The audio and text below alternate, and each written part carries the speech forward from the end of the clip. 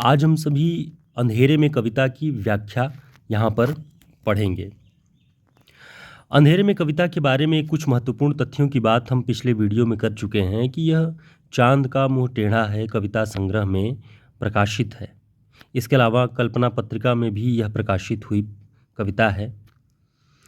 कविता का शुरुआती अंश यदि आप ध्यान से सुनेंगे और ध्यान से पढ़ेंगे तो आपको इस कविता में एक चित्र बनता हुआ दिखाई देगा, एक सघन चित्र जिसमें घना अंधेरा है, चारों ओर घना अंधेरा है जिसमें हाथ को हाथ नहीं सुझाई देता, कुछ भी नहीं दिखता, कोई वस्तु कोई दृश्य नहीं दिखाई देता, केवल और केवल ध्वनियों की संभावना होती है ऐसे अंधेरे में।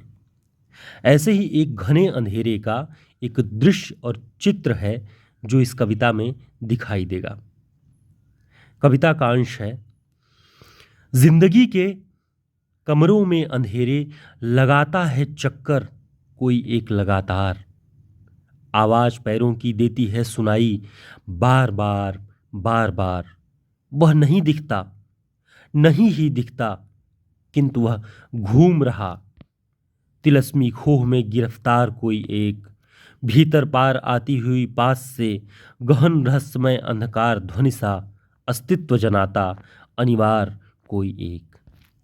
अब आप इस कविता में देखेंगे कि जिंदगी के कमरों में अंधेरे लगाता है चक्कर कोई लगातार, यानी कवि यह लिखता है कि कोई एक कमरा है जो जिसमें भयंकर अंधेरा है और यह कमरा उसी दीवार से लगा हुआ है जहाँ पर कवि बैठा हुआ है, यानी बगल के कमरे में कोई चक्कर लगाता है लगातार और वह दिखाई नहीं देता कि वह पुरुष कौन है, वह व्यक्ति कौन है, केवल आवाज पैरों की देती है सुनाई बार बार बार बार।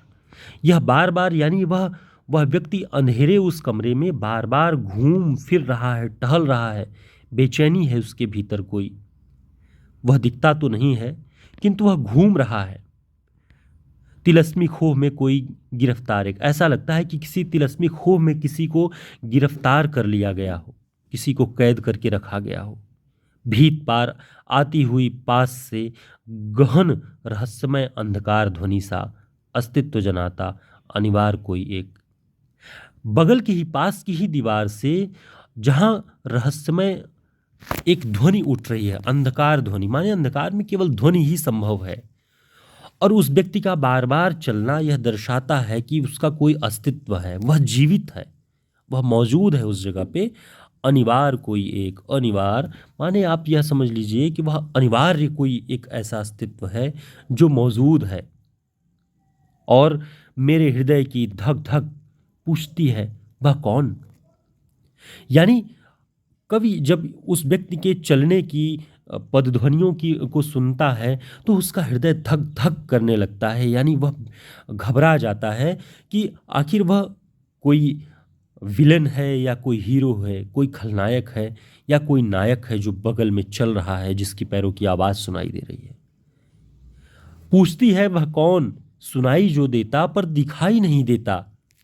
इतने में अकस्मात गिरते हैं भीत से फूले हुए पलस्तर, घिरती है चूने भरी रेत, खिसकती है पपड़ियां इस तरह कि खुद ब खुद कोई बड़ा चेहरा बन जाता है। इस तरह का एक भय का माहौल है और तभी दीवार से जो पपड़ियां हैं, पलस्तर है, वो पपड़ियों के रूप में धम्म से गिरती है और उसके गिरने से दीवार में एक आकृति नुमा बन जाता है, कोई चेहरा बन जाता है, मुख बन जाता है, दीवार पर नुकीली नाक और भव्य ललाट है। उसमें ऐसा लगता है कि किसी व्यक्ति की आकृति बन गई है जिसकी नाक नुकीली है और उसका ललाट भव्य है, दृढ़ हनु, और उसकी जो मुखाकृति है वो हनु बाहर की ओर निकली हुई है। आप कह सकते हैं कि ऐसा लगता है कि कोई दैवीय कल्पना है, कोई एक किसी देवता का चित्र है बनाया है, कोई अनजानी अनपहचानी आकृति, वह पहचान में नहीं आती है, कोई अनजानी सी आकृति है। कौन वह दिखाई देता जो पर नहीं जाना जाता है, कौन? मनु। ऐसा लगता है कि कोई दिखाई दे रहा है लेकिन वो कौन है, और कभी प्रश्न करता है क्या मनु कोई देवपुत्र है जिसकी आकृति उभर आई है। बाहर शहर के पहाड़ी के उस पार तालाब। अब आप देखेंगे कि कविता का चित्र बदलता है। जो कवि किसी व्यक्ति के होने के, उसके अस्तित्व को अपनी दीवार के उस पार महसूस करता है, अब कविता का चित्र बदल गया है। और कुल मिला के आप ध्यान देंगे तो यह कवि के महास्वप्न की कथा है। स्वप्न के भीतर स्वप्न, और एक स्वप्न के बाद दूसरे स्वप्न की जो आवृत्ति है, लगातार चित्र बदलते हैं उससे। अब क्षण भर में ही वो स्वप्न बदलता है कवि का। और बाहर शहर के पहाड़ी के उस पार तालाब। पहाड़ी के उस पार कोई तालाब है जहाँ सब तरफ अंधेरा है, और जो तालाब का जल है वो एकदम शांत है। सलिल के तमश्याम शीशे में कोई श्वेत आकृति, यानी उस तालाब के जो श्याम यानी काले रंग का जो शीशा है, उसमें अचानक कोई श्वेत आकृति उभरती है। कोहरीला कोई बड़ा चेहरा फैल जाता है। ऐसा लगता है कि उस तालाब के पानी में कोई कोई चेहरा है जो धुंधला है, समझ में नहीं आता है। वो मुस्कुराता है, पहचान भी बताता है, किंतु मैं हतप्रभ नहीं समझ आता। कवि को समझ नहीं आता कि वह किसकी आकृति है। यह स्वप्न है। स्वप्न में बहुत सारी स्मृतियाँ, बहुत सारे चित्र धुंधले होते हैं। हम उससे आत्मीयता, उससे नफरत, बहुत सारी चीज़ें तो व्यक्त कर लेते हैं, लेकिन स्पष्टतः पहचान पाना मुश्किल होता है कि वह आखिर कौन था। अरे अरे, तालाब के आसपास अंधेरे में वनवृक्ष। अचानक आकाश में बिजलियां चमकती हैं, और बिजली के चमकने से वृक्षों पर जब वो प्रकाश पड़ता है, तब समझ में आता है कि वन के ये वृक्ष हैं जो खड़े हैं जहां वह पहुंच गया है। अरे अरे, तालाब के आसपास अंधेरे में वनवृक्ष चमक चमक उठते हैं, हरे हरे। अचानक वृक्षों के शीश पर नाच नाच उठती हैं बिजलियां। शाखाएं, डालियां झूम झपट कर चीख एक दूसरे पर पटकती हैं सिर की अकस्मात। वृक्षों के अंधेरे में छिपी हुई किसी एक तिलस्मी खोह का शिलाद्वार खुलता है धड़ से। अचानक जब हवाएं तेज चल रही हैं, वृक्षों के सिरे एक दूसरे से टकरा रहे हैं और उन पर आकाश में बिजलियां पड़ रही हैं, तो उन्हीं पेड़ों के बीच से कवि को एक अंधेरे में छिपी हुई किसी एक तिलस्मी खोह गुफा का शिलाद्वार दिखाई देता है जो खुलता है। अब वो दृश्य आगे बढ़ता है और कवि को ये महसूस होता है कि उस गुफा में, अंधेरी गुफा में घुसती है लाल लाल मशाल अजीब सी। कोई व्यक्ति है या व्यक्तियों का समूह है जो लाल लाल मशाल लेकर के उस गुफा में प्रवेश करती जाती हैं। अंतराल विवर के तम में लाल लाल कोहरा, और जब वे उस मशाल को लेकर के उस गुफा में प्रवेश करते हैं तो वहाँ पर उस लाल प्रकाश से एक कोहरानुमा प्रकाश छा जाता है। कोहरे में सामने रक्तालोक स्नात पुरुष एक, रहस्य साक्षात। उस लाल प्रकाश के कोहरे में पीछे से आता हुआ कोई एक पुरुष है। ऐसा लगता है कि रक्तालोक स्नात, रक्त के आलोक में नहाया हुआ कोई एक पुरुष, जिसका स्पष्ट चेहरा नहीं दिख रहा है। उस मशाल की लौ से जो कोहरानुमा एक प्रकाश बना है, उसके पीछे से उसकी आकृति तो दिखती है, लेकिन वो रहस्य की तरह महसूस होता है। और वह कैसा लगता है कि तेजो प्रभाव में उसका ललाट देख मेरे अंग अंग में अजीब एक थर थर। उसका जो प्रभाव है वो तेज से परिपूर्ण है, और उसे देख करके कवि के मन में उसके अंग अंग में एक अजीब सी थरथर कपकपी सी मच जाती है। वह व्याकुल हो जाता है कि गौर वर्ण, दीप्त दृग, सौम्य मुख, संभावित स्नेह प्रिय सा रूप देखकर विलक्षण शंका, भव्य आजान भुज देखते ही साक्षात गहन एक संदेह। उसका तेजो प्रभाव में ललाट देखकर उस कवि के मन में अजीब सा एक थरथर, एक कपकपी, एक बेचैनी सी पैदा होती है। और उसका गौर वर्ण, दीप्त दृग आंखों का एक तेज सौम्य मुख, ऐसा लगता है कि कोई मेरा ही कोई, यानी कवि का ही कोई प्रिय वहाँ पर आकर के मौजूद हो गया है। एक शंका होती है कि क्या यह कोई क्रांति पुरुष है या कोई देवता। भव्य आजान भुज देखते ही संदेह हो जाता है कवि को कि आजान भुज तो कोई देवता ही हो सकता है, जिसकी भुजाएं पैर के घुटनों के नीचे तक हैं। यह अद्भुत पुरुष कोई क्रांति पुरुष है या कोई देवता, एक गहन संदेह मन में उठता है। वह रहस्यमय व्यक्ति अब तक न पाई गई मेरी अभिव्यक्ति है। पूर्ण अवस्था वह, निज संभावनाओं, निहित प्रभावों, प्रतिभाओं की मेरे परिपूर्ण का आविर्भाव। कुछ देर बाद उस व्यक्ति को देखते हुए, उस छाया को देखते हुए कवि के मन में यह विश्वास होता है कि जो रहस्यमय व्यक्ति दिख रहा है वह वही है जो अब तक मैं होना चाहता था, जो मेरा उद्देश्य था। ऐसा लगता है कि वह व्यक्ति, वह तेजोमय प्रभाव वाला व्यक्ति उसी उद्देश्यों की पूर्ति में संलग्न कोई व्यक्ति है। जिस क्रांति की कल्पना, जिस अंधेरे परिवेश को, जिस भय और आशंका के परिवेश को कभी तोड़ना चाहता था, कभी तोड़ने का प्रयास करना चाहता था, उन सभी आशंकाओं को तोड़ने के लिए लाल प्रकाश में रक्तालोक स्नात पुरुष कोई है। और यह लाल प्रकाश कुछ और नहीं, बस एक साम्यवादी दृष्टि का, एक जनक क्रांति का परिचायक है, जिस पर मुक्तिबोध का भरोसा है।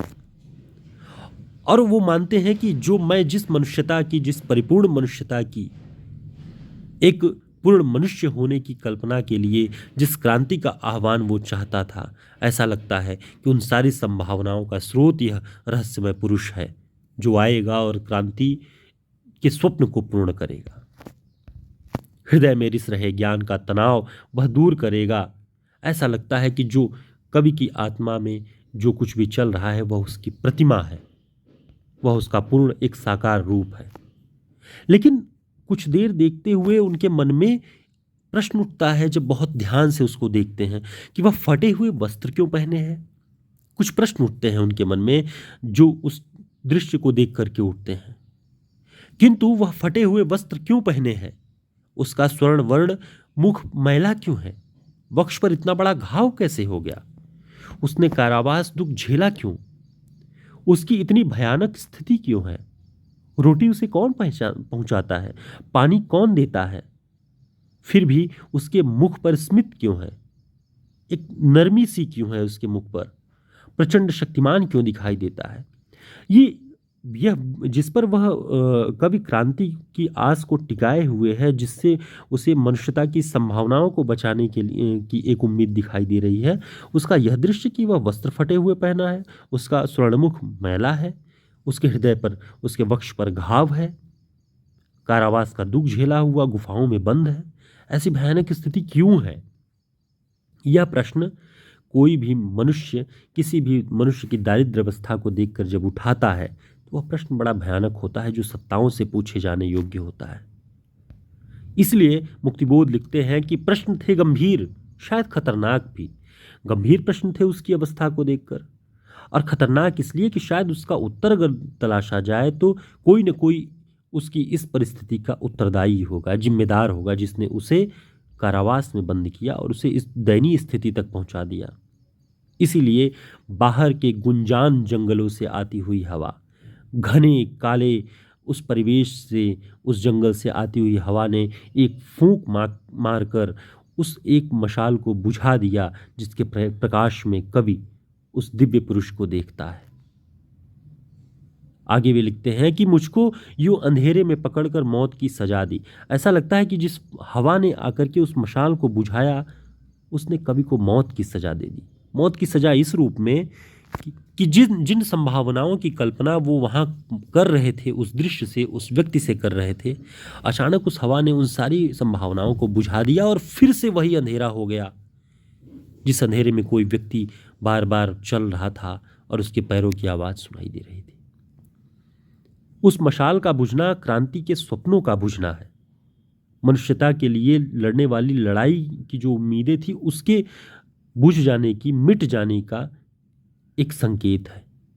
और कवि को लगता है कि किसी काले डैश की घनी काली पट्टी ही आंखों पर बंध गई। भाषा में जो हम डैश का इस्तेमाल करते हैं दो शब्दों के बीच, वो एक काली पट्टी की तरह ऐसा लगता है कि कवि के सामने आ गई और उनकी आंखों पर बंध गई।